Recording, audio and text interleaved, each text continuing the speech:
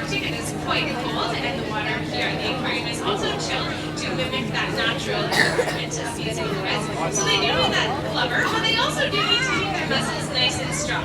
So those higher energy behaviors that you just saw an example of, you can definitely see how that would give them lots of physical exercise, and that is an important aspect of training. But so is their mental exercise, and training ensures that they're getting lots of mental stimulation because they're always learning new things, practicing new behaviors, combining behaviors together that they already know how to do. An example of that is that alien behavior right here in Keelan just did, which I liken to the tap your head and the rub your stomach thing that some people can do really well, not myself included. And that is one way that we might be able to keep our minds active and stimulated, and that's kind of a school-like behavior for the belugas. So you can see that training ensures that these belugas are healthy in all different ways, but how exactly does it happen? Well, here at the Vancouver Aquarium, we use something called operant conditioning, which includes positive reinforcement in order to train these belugas. You might have noticed that the trainers are communicating with the belugas using a series of hand and body signals. And over time, through a step-by-step process and through the very strong relationship that the trainers have with these belugas, the belugas come to learn that each one of those signals is associated with a particular behavior. And the relationship between the signal and the behavior is built up with positive reinforcement. So does anybody know what might be a great form of positive reinforcement for a beluga? Yeah, you got it. Fish, exactly. And we do give them restaurant quality seafood to enjoy throughout their training sessions and their shows. And so you are seeing them enjoy that today.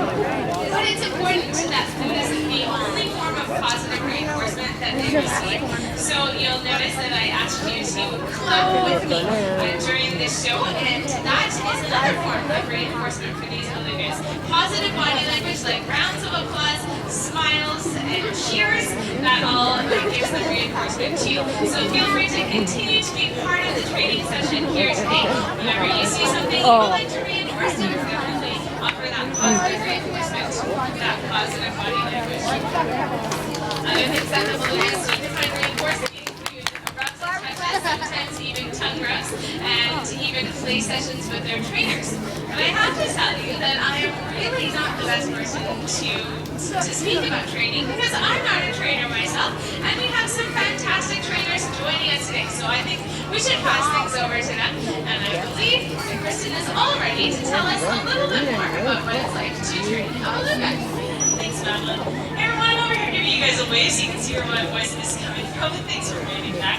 Working with marine mammals has always been something that I've wanted to do. Right now I'm working with Keela, and I've been fortunate enough to build a strong relationship with her. It is this relationship that allows us to train the variety of behaviors that you guys are seeing here today. I would like to show you how we train a behavior called a high bob, which is what I've asked Keela for right now. It is important physical exercise. It's a little something like that. The training of all of these behaviors is very mentally stimulating for the animals. Well, absolutely, you can clap for her. She did a good job. But you can imagine that we didn't just start by putting our hand out over the water and expecting Keela to know what we were looking for. We have to start with very small steps. So I would ask Keela to touch my hand when it's just a little bit above her head like that.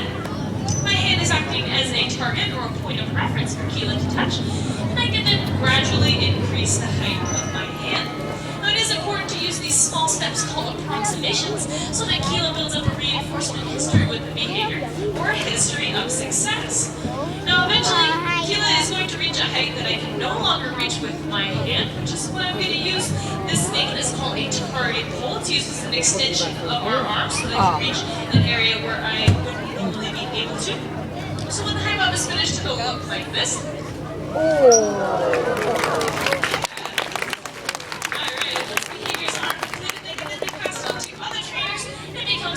Responsibility to maintain a high criteria for that behavior. All these things are really important in maintaining a successful training program. Back to you, Madeline. Let's give Kristen and Keela a big round of applause for showing us their As you can see, training is a step-by-step process that is definitely made possible with the strong relationship that the trainers develop with these belugas. And training occurs at the aquarium through operant conditioning. conditioning, and it is essential